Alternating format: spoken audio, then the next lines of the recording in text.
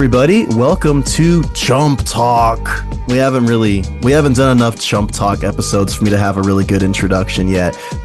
So I guess we're just gonna Chump Talk.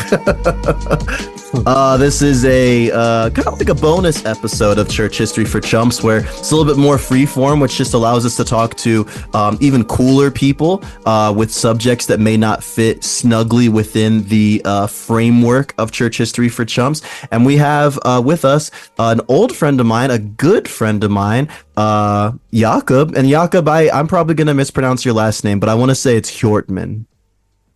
Hjortman. Very close. I was close. I was too hard on the H. Okay. Yeah. All right. Well, very good though. Thank you, man. So Jacob and I met like 10 years ago, and the only time I've ever spent living outside of Tucson, which was when I was living in a tiny little community south of Jerusalem in Israel. Jacob and I were both volunteers. It was a moshav, or a kibbutz, if you're maybe a little bit more familiar with the kibbutz program in Israel. And Jacob is, Jacob, why don't you tell the listeners about yourself a little bit, man? Oh, yeah. So, yeah, I'm from Finland.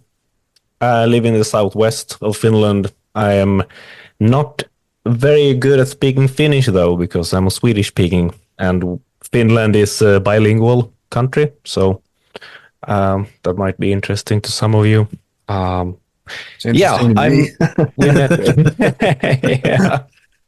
right.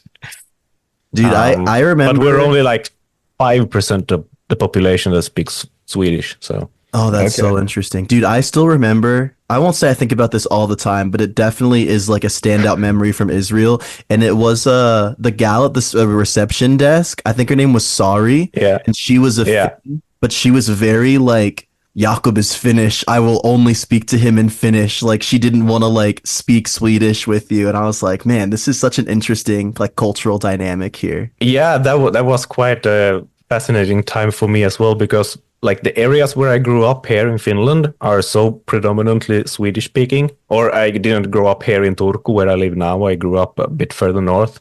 So I actually, as a kid and as a young teenager, I didn't encounter that much Finnish actually. Mm-hmm. So then coming to Israel, to this moshav that has the Finnish history, so a lot of people there actually spoke Finnish. Of course, when you meet people like that abroad, you want to make an effort to speak the common language of Finnish. So I actually think I spoke more Finnish in Israel than I did the previous last years in Finland. Yeah, that's cool. That's really interesting. Yeah, that was Jacob, that's a fun memory. Yeah. So Jacob, you're also a podcast host of Nifika. I think that's how you say it. Pretty close, yeah. All right, give me the right way. Nifika. Oh, I was way closer than I thought. Okay, yeah. All right. So Jacob, basically Swedish speaking. Dude, I remember when I downloaded like Duolingo for like 2 days just so I could say, I think it's like my name is in Swedish just to impress you, which I think was hur är something, right? Does that sound something Swedish? No, that's like how are you? Dang it. Okay, see, I already lost. But hey, you remembered. I understood, so good on you. That's good. So yeah, but Jacob, why don't you tell us a little bit about your podcast, because I'm really interested in what kind of the conversations we've had about it, and I think it kind of fits in with what we're doing here. Yeah. Yeah. So yeah, it's called Nyfika, as you said, which is sort of a made-up word that we combined by two Swedish words. Basically, nyfiken, which is curious, and fika, which is like the Swedish concept of having a coffee and sharing a moment over coffee and eating something, and which is usually quite conversational based as well. So we sort of combine those two, and the idea is to have curious, open conversations with people from different walks of life, different political views, from different perspectives. And we want to basically to make an example that it is possible to have these open conversations, even though it might be difficult, and even though sometimes it's like yeah, you might be nervous to meet this person because you know it's sort of quite different or different views, and but yeah, we believe that conversations are the path forward for a lot in our societies, and we definitely need more of it, and we need to be better at exposing ourselves to conversations, because when you actually expose yourself to some different kinds of views or different people with different stories, it doesn't have to be a political view or a political issue or anything, but it changes you and it makes you grow and it makes you reflect on your own life and experiences and thoughts, and that is yeah, that's very useful and helpful, I think, both on a personal level and for the society at large, if we actually become better at this. Yeah. There's something oh, go ahead, John. No, I was literally gonna say, since Tommy, since you and Jakob don't know each other as well as I know kind of both of you guys, why don't you lob a few questions his way? Yeah, something you said piqued my interest, and I'm interested to hear your thoughts on this. Just yesterday, I was reflecting with someone about how, in relationships, in particular in close relationships, whether it's from a leader to someone that they're leading, or from like a spouse to another spouse, or a parent to a child, you really want to move from fear to love, like is like what's driving your willingness to listen and to even obey. And so when I'm thinking about like two people who maybe don't know each other very well, you use the language curiosity, or the language of curiosity, which is exactly the language we were using yesterday, of like, when you encounter an idea that you're unfamiliar with, I think oftentimes if there's no inherent trust in the other person that you're engaging with, there's no curiosity. It's immediately a danger kind of fight or flight type response. And there's ways to cultivate trust between people who are like have some sort of commonality together, like they're in a family, or they go to church together, or they're coworkers. But in your experience, now I don't know like who the guests are on your podcast yet or anything, but like in your experience, how is trust cultivated between people of maybe like vastly different ideologies that are maybe inherently don't trust each other? And do you think I'm right? Like, what are your thoughts on that? Like, what element of trust do you think is required to have productive conversations? Yeah. Thank you. A very, very good question. Yeah, I'm sorry. That was kind of a lot, but yeah, no. I love it. I'm not sure I will be able to give a full answer, but I can definitely give you some of my reflections and experiences. So you said that you need some kind of commonality, or that is sort of helpful in a way. And I would say or argue that, like, as long as we're both human, we have quite a lot in common. And I think it's easy for us to forget that sometimes, because it's so easy to just focus on the differences. And I think that is definitely a key that helps in a way, like focus on meeting the person, not the idea. Because I think that has definitely helped me. And also like just the thought or realization that, hey, a person and their ideas or political views or opinions or whatnot, it's not the same thing. Like, I can meet the person, I can respect the person, I can love the person, but I don't have to respect their ideas, or I don't have to agree with them or think that their ideas are good. Like, I can believe that someone's ideas or political views or their activist goals would be terrible or dangerous for this at all, the person. And so I think that's quite a big thing. Or important thing to realize, that we have more in common with each other than our differences. Hmm. So that kind of commonality is always there if you allow yourself to see it. And then I would say, you asked how trust is cultivated. I think a good way or place to start is actually to be curious. Like to ask questions in order to understand and in order to get to know more about about their experiences, about their life choices, about things and I usually start where I don't understand, like where I would want to sort of argue against someone, or where I think way different, but just sort of asking curious questions in those areas, because I don't know. And I have definitely noticed that can open doors, both for myself in order to allow me to think better, because if I would just sort of go on a defense or offense, I might not actually listen enough. But asking these curious questions, or with a curious spirit, definitely helps me to think better about these issues, and it helps me to grow, but it also opens the doors for people I talk to relax. Yeah. And to don't feel like they are coming on to our podcast and being sort of attacked or anything. Like, it's a space where they can talk freely as well. Yeah. That is really good stuff. I have one further reflection and question on that, but really quick technical thing. Can you guys hear me right now? Yeah, man. Oh yeah. Okay, I've got an issue with my screen, so I might have to hop out of the meeting for a minute and come back in. So I'll just give a reflection on that, and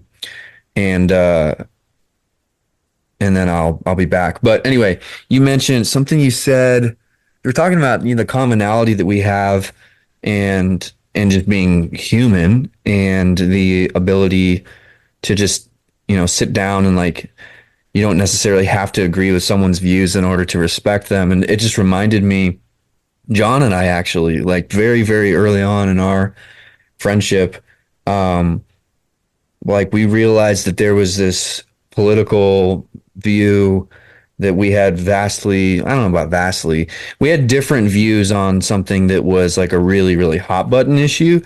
And it's the type of issue that Americans tend to divide over. And we just opted to sit down and have lunch together, and we argued like crazy in that lunch. But I actually look back on that, and I'm actually bummed I can't see John's face right now. He could be sticking his tongue out at me. I don't know, but He is. I can assure you, he is. Yeah. That I look back on that, and I see that as like a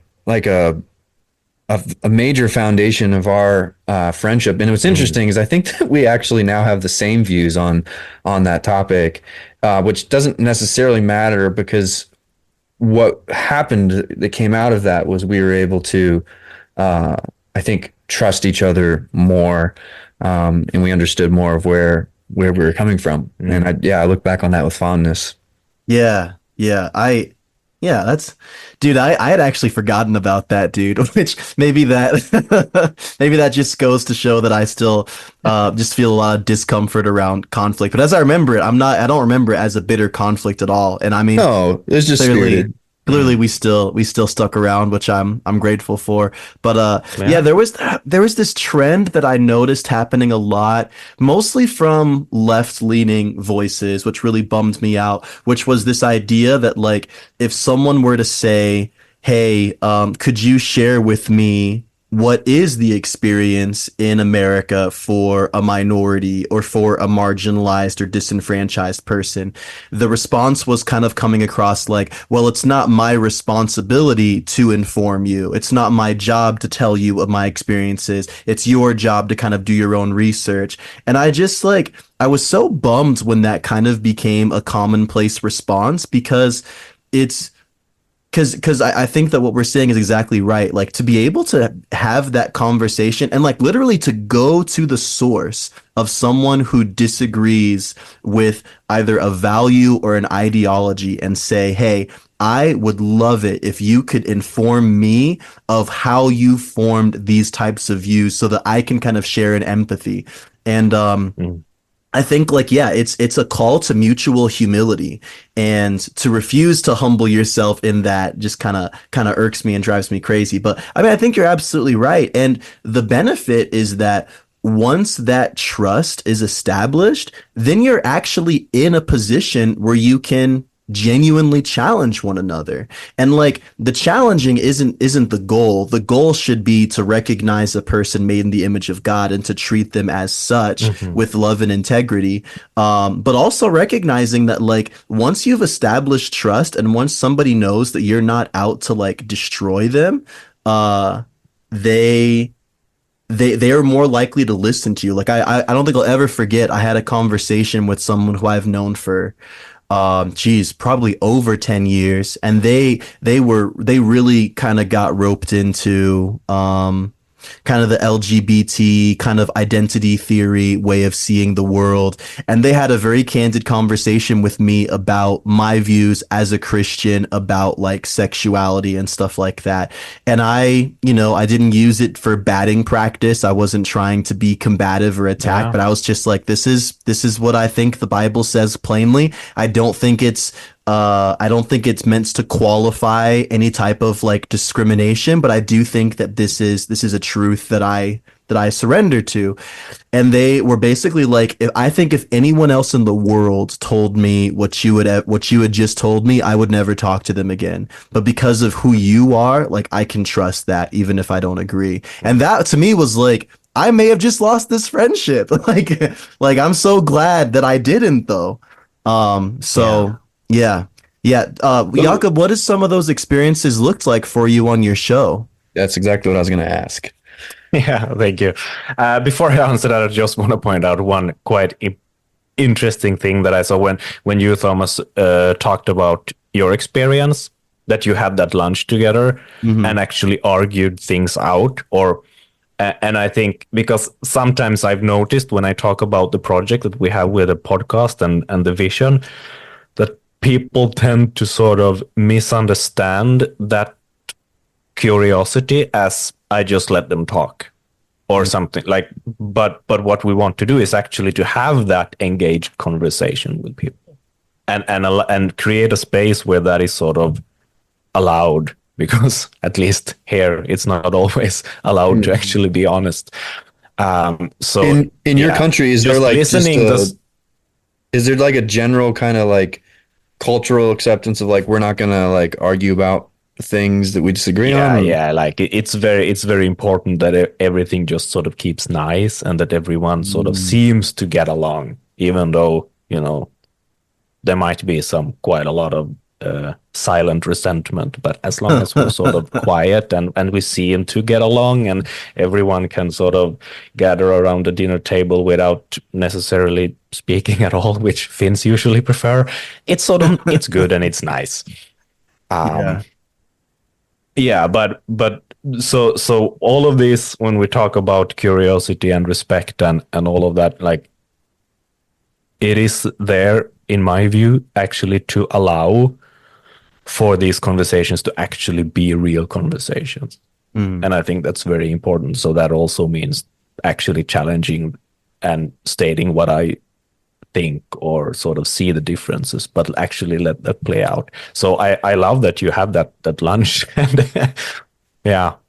I'm pretty sure I initiated it, right, Thomas? I don't remember it. You did. I really don't know. I hope I did. That'd be great. We ate at a restaurant that I wanted to eat at, and it was near my house. So either that was you doing a concession, or that was like, "Hey, bud, you come over to my side of town, and we're gonna argue." Was it that Chinese place? No, it was a Monsoons, which just closed. But it's a bar and grill. Okay, man. Whatever. It's okay. Anyway, I'm grateful. Yeah. Grateful for Jacob. You keep mentioning we. Is that just you being thoughtful of your guests, or do you have a co-host? No, I do have. My friend is sort of producing the podcast, Oh, cool. so I'm doing it together with her. But I'm usually the only one speaking with the guest. So I'm the host usually. Then we have had a few episodes where we have both been on together with a guest. But yeah, that Cool. was a good catch. Thank you. How So often do Jakob, you release content? Yeah, so now we have had a break for about a year because I've been trying to, or I'm finishing my studies and working at the same time, so that has been kind of full. And Maria, the producer, she has started her PhD studies in philosophy, so Mm. that has sort of been quite a lot for her as well. So we needed to take a break, but man, we're eager to get started again. So Yeah. So Yeah. Jakob, when we had talked before, you mentioned that you have had some pretty like controversial guests on. mhm. Yeah, what was that? What was that like? What was the response after publishing? Like kind of, yeah, tell us about that Mhm. experience. Yeah, so I think the most controversial guest is quite a well-known anti-vax activist here in Finland, Mm. or she is quite well-known in Sweden as well. She was recently, or when we had her on, it's now 2 years ago. She was sort of the main character in a documentary made by Swedish state TV. So some journalists from the Swedish public service company approached her and sort of undercover got to know her for 2 or 3 years, became, in her views, good friends. And throughout all of this time, they were filming her with hidden cameras and stuff, so that they could later release a documentary where they basically, yeah, took a lot of clips, a lot of things she said out of context to demonize her and Wow. demonize everyone who is against vaccines. Hmm. They sort of did the same. They also actually went to the states to infiltrate some anti-vax movements there as well. Hmm. So in a lot of ways it was an interesting documentary, but so in my views unethically done. Yeah. So Yeah. they did this to sort of definitely, yeah, dehumanize her or anyone who would dare to be against vaccines. Um, and this was released right before the COVID vaccines came. So the timing was also quite interesting. So we had her on partly to talk about that experience from her view, when a publicly funded state media approaches an individual and treats them that way. That was quite extraordinary to discuss, and that was very interesting as well.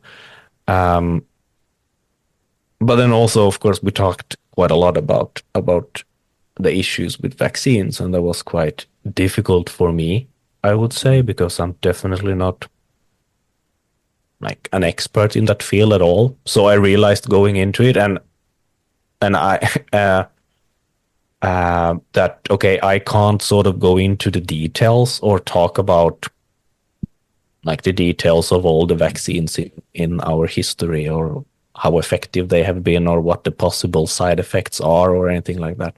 Mm. But uh, but I did, as we discussed earlier, I was quite curious on her and asked, yeah, how she has formed these beliefs and what sort of that process have looked like, and then also quite curious to hear how she would view like what kind of science to trust and what not, because obviously this comes, or for her, like she's disregarding quite a lot of common medical science or medical practice, and at some point there has to be a line of what she can sort of trust and not. And I found that quite interesting, and I think it was quite an important thing for other people to hear as well.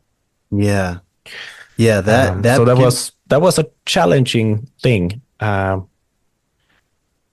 and yeah, we got quite a lot of backlash from that. Or, I mean, our podcast is not that big, so we don't have that big reach yet. Yeah. But still, like just the fact that we had her on, or as it's been phrased here, sort of gave her space, Sure. or gave her a platform, that was bad enough, no matter then what the reason we had her on was, or anything like that. So Yeah, there's my follow-up right there, Jakob. Like I think I wrestle with this too, and I think I wrestle with it, and I think that Thomas can probably empathize because of our role, not just as podcast creators, but also as pastors. We feel this like Yeah. protective urge to like yeah, just to protect and to kind of shield. And so, like, do you think there is a point where you do draw a line and say, like, I can't have this person on here, like their views are so toxic, or would you say that as long as their views are relevant to the society that we live in, and they're capable of being challenged, like everyone is fair game? Like, where do you kind of sit on that?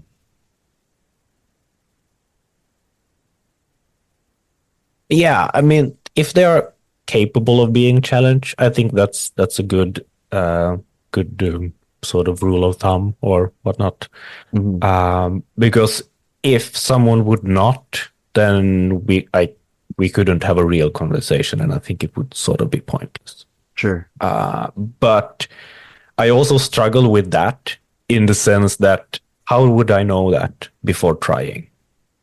Like I can't judge that of a person before I get to know them or before I approach them. So I struggle with that, to sort of actually see, like, where would that line be, or how would I be able to see that line for real? Because I can hear rumors about someone, but oh man, we heard a lot of rumors about this anti-vax person as well. Oh yeah. That's super wise, because that is such a common thing that I think inhibits a lot of good dialogue. Is a lot of people, for whatever reason, carry a stigma around them surrounding how they're going to engage in conversation that just isn't true. At least here in America, I think a big part of what plays into that is our American politicians have a habit of being just the most like unbelievably terrible people to engage in conversation with. And so I think that there's like this trickle down effect where, like, people who are not that end up getting kind of categorized in that way. Like if they have similar views maybe to that politician that is really frustrating to listen to, there's an assumption that they are going to engage in conversation in a not good faith manner, like our politicians tend to. Yeah, and I think, like, the most dangerous person I can think of having on a podcast is someone who speaks really like eloquently or with a lot of charm, but is also just full of terrible ideas at the same time. Because like there is something intimidating about bringing somebody on and like doing what his critics would accuse me of giving him a platform, and like you said, Jakob, giving them space, and then just allowing them to kind of like dance around my critiques and criticisms as they just kind of wave this flag of garbage. Yeah. But I mean, again, there is that line, because if we assume, and I think that, that kind of brings us back to where we were talking about respect. Like if I have respect and if I have trust for the person that I'm talking to and engaging with, then even if we do disagree, I'm not thinking that they're going to use this platform as a, to embarrass me or something like that. Yeah, but I think there is a definitely a hesitation to trust the other side, whatever that looks like. Oh yeah, no, definitely, and that I think is where, why it's so important to have these conversations and to remind people and to remind myself about the fact that we have more in common than our differences, and that as long as we're both human, we are actually quite similar, and we can have this, like, we can connect on a deeper level beyond just our opinions. Yeah. Yeah. Yeah. I remember I preached a sermon, I think a couple of years ago, as I was listening through Dan Carlin's Hardcore History. It was his like really long series on World War One. And I heard the story of the Christmas Day ceasefire in World War One, which I think was English and excuse me, English and German troops. Um, and yeah, it was Christmas Day. They were able to communicate kind of a ceasefire, and they ended up spending the day like playing soccer and like singing Christmas songs, and just like, you know, for I don't know, 6 or 8 hours, you've got all these 18-year-old boys just doing what they should be, which is spending time with their friends and meeting new people and hanging out and stuff. And then the next day they went back to, you know, slaughtering each other. And I remember in the sermon I was like, if these people can come together on the idea of like just liking football and celebrating Christmas, like how much more can we as believers like, you know, recognize that? And how can we, as you know, as you said, like as fellow humans, like just recognize these similarities and come together? Like if sworn enemies can do that for a day, like can't we do something like that? So yeah. So Jakob, I'd like to ask a little bit about the kind of the presence of the church. This is always an interesting thing. Like we kind of mentioned, we had just recently had a conversation with our buddy from the Troubles podcast talking about kind of the baggage and trauma, I think, are the two big words for the people of Ireland and their relationship with the church, both Catholic and Protestant. So I mean, in a nutshell, Jakob, why don't you what does that kind of look like for the good people of Finland? Yeah, we don't have a dramatic history in the same way as Ireland does, thankfully. Sure. Yeah, so here, basically everyone is by name a Protestant. Mm-hmm. Like the Lutheran Church is a state church, so almost everyone belongs to that in some way or other. That means that basically everyone in some way calls them Christian, even though if it's mostly used in a sort of cultural or traditional manner. But that actually makes it sometimes a bit challenging being a believer or follower of Christ here, because it's sort of everyone thinks they sort of know what it is or what it's about, and but I was baptized as a kid and I've been to the like this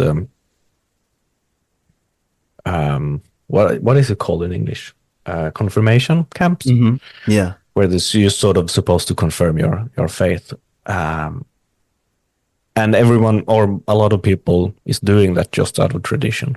Sure. And I think that shapes our culture and our views of Christianity here quite a lot. Mm-hmm. Yeah. And then we have like this, other congregations that are more like outside of that church or the outside of the Lutheran Church, that usually has a history of like being formed through some revivals throughout the last few centuries. We have basically had a big revival every generation, I think, more or less, which is sort of if you look at that, it should be coming soon. I think it's like maybe it was in the 50s that we had the last sort of movements of revivals here. Are those like charismatic revivals? Yeah. Quite charismatic usually. Mm-hmm. So did you grow up in the Lutheran church? No, I grew up in one of these other congregations that are sort of free churches, as we call them, since they don't belong to the state. Yeah. Yeah. What is the relationship like between kind of the free, more charismatic churches and the Lutheran churches? I would say right now, quite good. Yeah. Um, as far as I've seen it or understood, sort of what's happening is that it's more and more possible to have cooperation across these church lines, which is quite good. Traditionally, it's been quite terrible, Hmm. and also between different kinds of these free churches. Mhm. So of course, then there's been Baptists and Pentecostals and um Methodists and other ones that I don't know exactly what they would be called in English. Um, and traditionally or historically, I know that like it's been such a crazy divide between these all of these. I know, yeah, I remember an older Pentecostal guy that said that when he was young, he used to sort of when he heard the church bells from the Lutheran church ring in the village, he was like always like filled with rage because that was sort of a symbol of almost of the devil. Wow. Oh my gosh. And sort of telling that now as an old man to sort of realize that like how much things have changed because then we had a lot of more cooperation in between these all of these churches, and also the small village where I grew up. It's a village. I think now maybe 3,000 people live there. When I grew up, much like less, maybe 2,000 or something. And we had the Lutheran church there and two other congregations. Mhm. And the two other ones, like supposedly very similar, uh, the buildings are located like within 100 meters from each other. Hmm.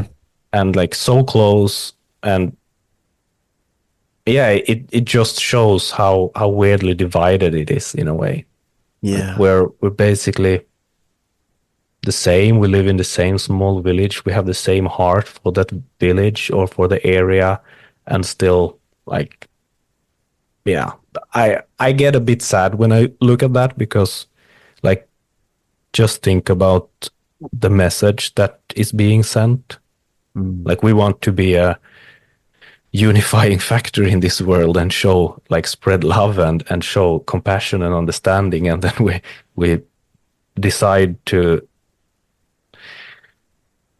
build different houses right next to each other, and yeah, it's sad, Mm. but that is the history. That's how it's been. So different revival movements have brought up different congregations or different denominations, and yeah, I think you know something about different denominations in the States as well. Yeah. Yeah. That was the Absolutely. funniest thing you've said today, Yeah, man. something that's interesting that's happening here in the States is I feel like we're starting to lose our denominational identities in many ways, Yeah. and there's almost becoming this like I don't know, like a big just blended like it's all kind of turning into the evangelicals or the kind of other Christians because then there's like main lines and some of them are progressive, but it's kind of like Hmm. most Christians are kind of losing interest in denominational distinctions, which Yeah. I think in some ways it's cool because it's like, yeah, we're about being Christ's people and loving Jesus. But in other ways, I also lament that a little bit because I feel like we're losing those distinctives grew throughout history, and throughout history, Mm. we got to experience how God was dealing with people in certain periods of time. And I love the confessions, I love the liturgies and things like that. So all that to say, do you see kind of like this homogenizing effect happening amongst Christians in Finland, or are they still kind of staying pretty distinct from each other? No, I would say I would say I see it's sort of the same movements here. Mm-hmm. Um, Yeah. And I see that mainly as a positive thing. Definitely. Yeah. Because yeah, that division is just something I can't I can't wrap my head around it. But that's the same. Like I would want to focus on our commonality, or focus on the fact that like all the things we have in common, instead of choosing to focus on the divisions or the differences. Sure. Yeah.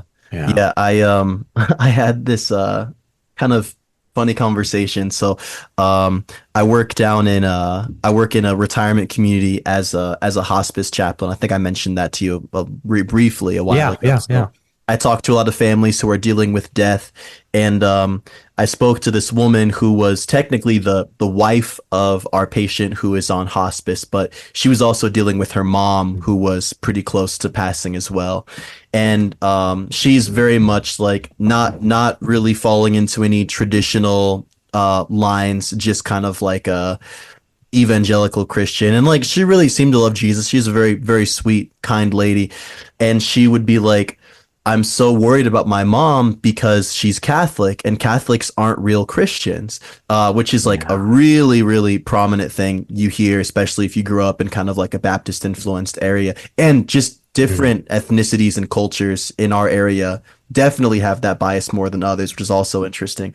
But I'm kind of telling her, I'm like, well, we don't believe that denominations save. We believe that Jesus saves. And, if your mom has faith in Jesus, then, who's to say that she's not saved just because she, goes to mass rather than, worship service. And she's like, but I just don't know. Like Catholics, they worship Mary, all this stuff, kind of all the typical Protestant, stereotypes about Catholics.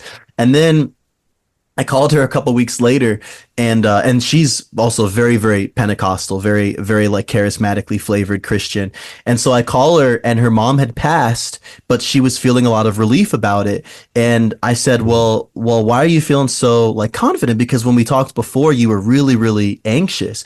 And she said, well, my mom told me that as my mom was dying, she had this vision of Jesus like calling her. And she's like, and she wouldn't have had this vision unless she was truly saved. So now I believe that she's saved. And so it's like, so the Catholicness was like an X, but having like a vision was like a check mark. And she was just like, so I just feel great. I feel great because I know that my mom was saved. And I'm like, I'm really happy for you. Like, let's pray. Yeah. But I don't know. That's just, you're kind of seeing how I don't know. We have these very colored lenses based off of the places that we come from.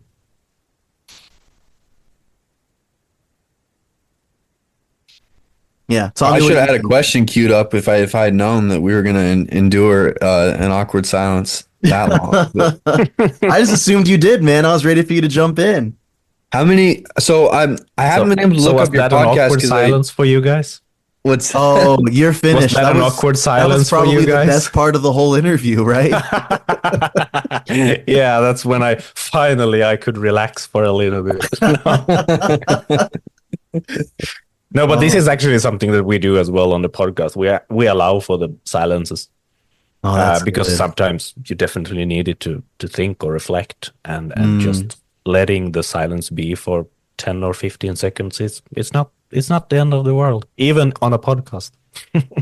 that's such a good thing that we've lost the ability to do even in conversation because of how rapidly we expect information through the internet, social media. Um, in some ways, texting with someone, I think people prefer engaging in difficult topics online because they do get that time to think that we don't afford people in normal conversation now. But then there's its own problems that come with that, and that people tend to say things, online that they wouldn't or shouldn't say to someone in person. Yeah.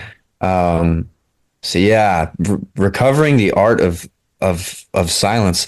I mean, you said that you did that you do that, but what led you to realize that your conversations needed that? Is that something that's more cultural for you guys than it is for us? Like you saw, it was like 2 seconds, and I was like, we need to talk. Well, that's part of it, definitely. I think most of it was just sort of it turned out that way. I don't think it was something that we consciously planned. Just because going into it or starting up the podcast, I was very unused with that, like unfamiliar with that whole situation or being a host or um, doing anything like that.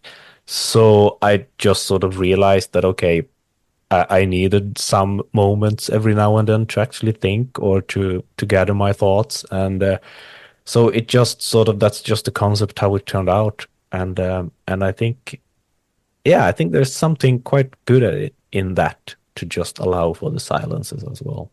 I think we have this concept that we bought into, that if someone is pausing in conversation and thinking about what they're going to say, that it means that they either don't know what they're talking about or they're not confident in their position. And it just made me think of Proverbs 10:19, which says, when words are many, sin is not absent, but he who holds his tongue is wise. Yeah. I need to Yeah. remember that in conversation. Yeah. Yeah, when you look at all the mystics and all the very spiritual people in the history of Christianity, very few of them are like, I really feel the spirit moving when I'm just chatting it up. Like it's always the exact opposite. Which I still remember being like so proud of my outgoing personality when I was in Israel, because I was around, people like Jacob who were very like stoic, but then realizing like maybe there's something to just keeping it zipped every now and again. Yeah. Oh, But man. that was fun though. Do you remember we had, like, with the volunteers, with our table, sometimes when we ate, it could be actually silence, like, because we were sort of everyone a bit uncomfortable with each other, and like, and then there were people like me who actually enjoyed just being silenced together, and and we could sit next to the Americans from the Bible school, where it's like not a single millisecond of silence. Everyone No, was and they're chatting. like, and you guys had me And brainwashed. Jose was sitting there. One of the was he from Honduras, right? Yeah, Yes. he could sit there, guys. I think we need to say something. Like he was so uncomfortable with the silence. You guys Yeah, had me brainwashed, because when the California Bible College students would come over and just talk so loud, I started looking yeah. over at them like savages, man. Like these are barbarians. So, Jakob, I'm curious, what was your first impression of John 10 years ago? Oh.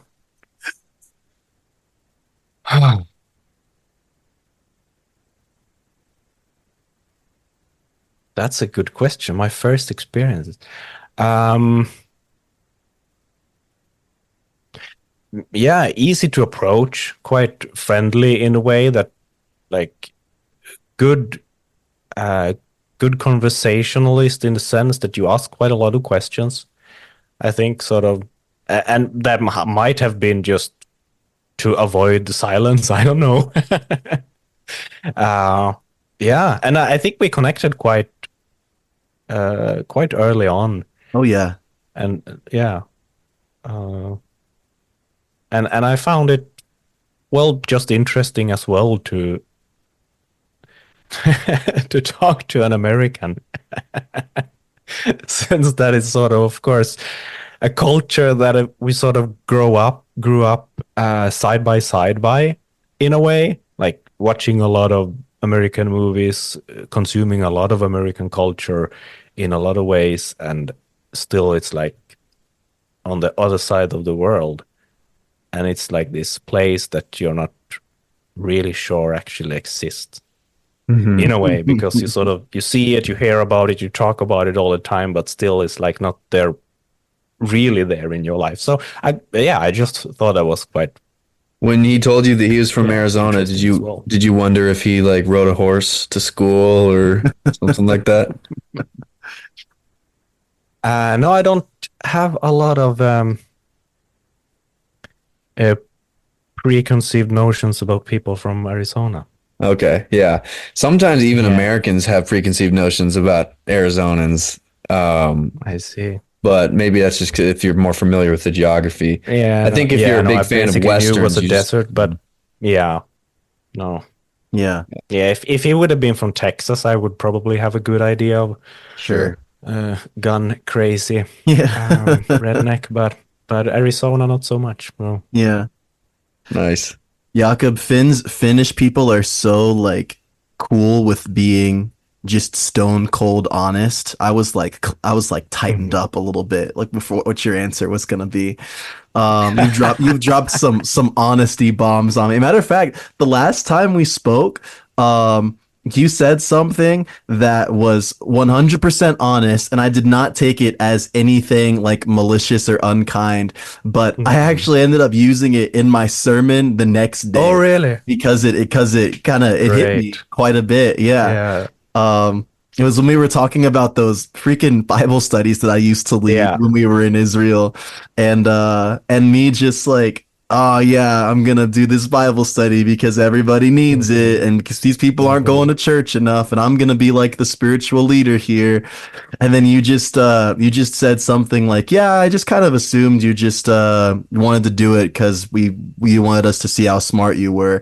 And I was like, like twisting the knife in my chest. But then I realized, yeah, I was kind of doing it for some unhealthy affirmations, which I try to grow out of in ministry. So that was really painful. Yeah. But then I used it in my sermon because I was like, I'm guilty of this too. Shoot.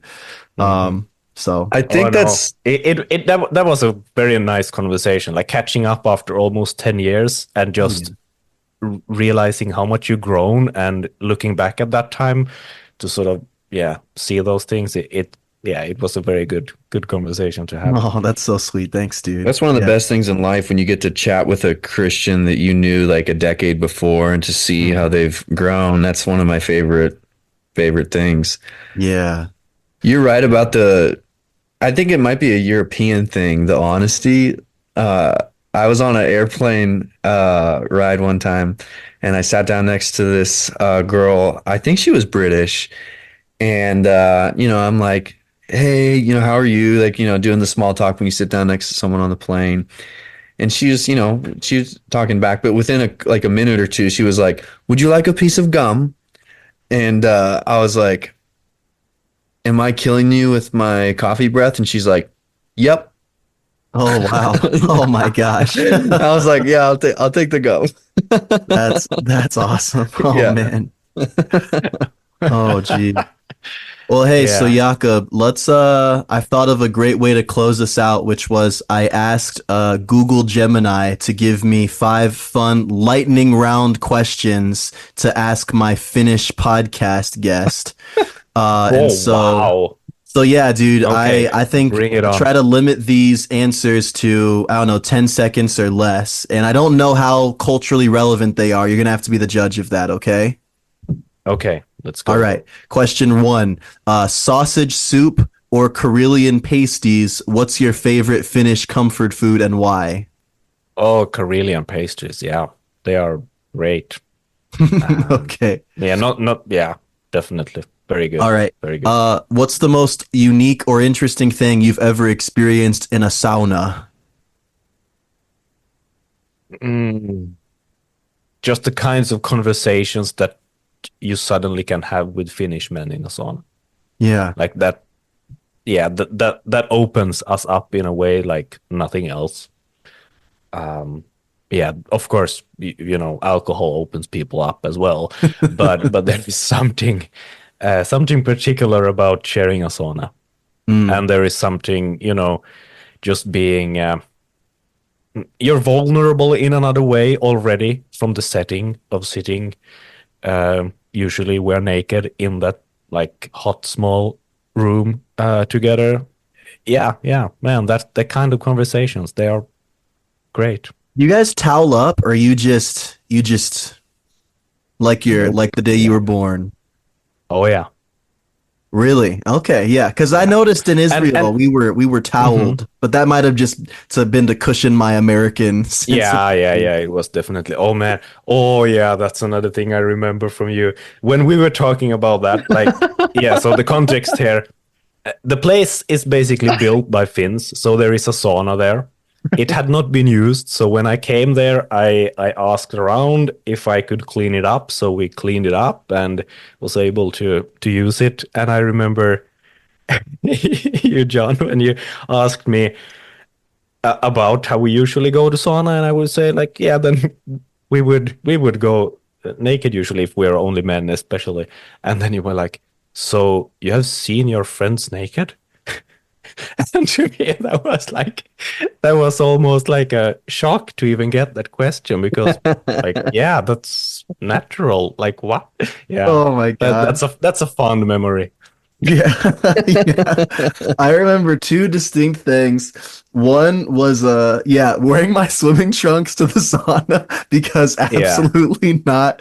And then two was you always being super hyped to bring me a beer because everyone had to drink a beer and me trying to pretend how much I did not like beer at that time.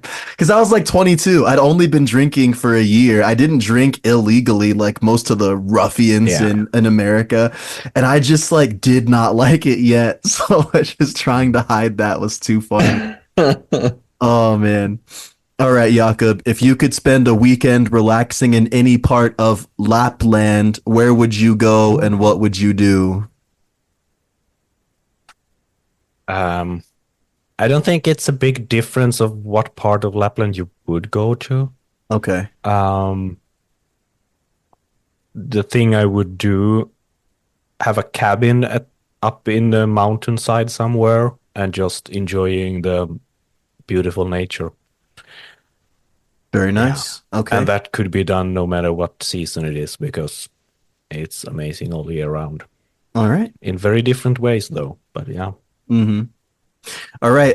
Finland has some pretty wild festivals, Jakob. Would you rather participate in the wife carrying championship or the air guitar world championships? Oh, beautiful. Yeah. Our Assuming you had a wife on retainer, like somebody loaned you a wife. Yeah, okay. Thank you. No, that would be quite fun. A wife carrying competition. I've never actually seen one, but yeah, that's part of our culture. Okay. Yeah, I've seen some videos of another that. weird competition that we do is that we have a competition like a booth throwing competition. So you like throw a rubber booth and see who can throws it the longest. That's Yeah. awesome. Yeah, that's really But cool. wife carrying competitions, yeah, we do take it quite seriously. We used to have sauna competitions as well, but I think they are pretty much banned because people died. Oh Like staying in no. the sauna the longest? Yeah. Oh wow. Yeah, they used to be like world championships. So basically Finns, Russians, and Estonians competing, and yeah, none would give up. So They yeah, people just have died died. in those competitions. Oh At my Yeah. least they God. died for their country. Doing what they loved. Yeah. Yeah. Doing what they loved for sure. All right. And last question, Jakob. What does the concept of sisu mean to you, and how does it embody the Finnish spirit? Oh yeah, no, that is the Finnish spirit. Sisu is like this um, stubborn, fighting, yeah, spirit of not giving up no matter what. Sort of pushing through hard times.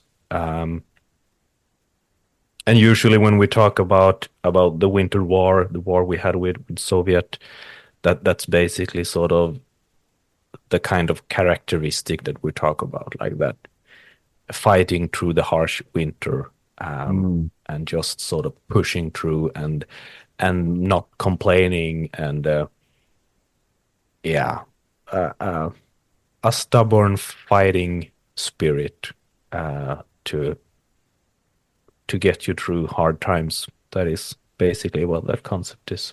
I never knew the origin of that. One of my favorite songwriters is a guy by the name of Josh Garrels, and he has a Mhm. song called Sisu. Oh, Um, really? I didn't know that's what that meant. That's great. Yeah. All right. Yeah. Good little That was great questions. I'm glad. Yeah. All right. Well, Jakob, dude, we so appreciate you jumping in and chatting with us. This is a great conversation. I really enjoyed Yeah, it. I had a blast. Yeah, and to our listeners, you know, if you are a native Swedish speaker, you'll surely enjoy Nifika. If not, I tried listening to an episode just to admire Jakob's voice and accent a little bit more. I enjoyed it, but it was kind of like white noise in more ways than one. If you're interested, check it out. Maybe just to run up his plays. But yeah. Otherwise, appreciate it. Thank Jakob, you. if you ever do like an English episode, man, we'd love to be on it. But I know you don't want to Oh, yeah. isolate your listeners, so you know we'll let the spirit. Hey, lead. you never know how we expand. That's right. That's right. Yeah. All right, dude. Well, thank you so much, and to our listeners, thanks for listening in, and we'll catch you guys next time. God bless you.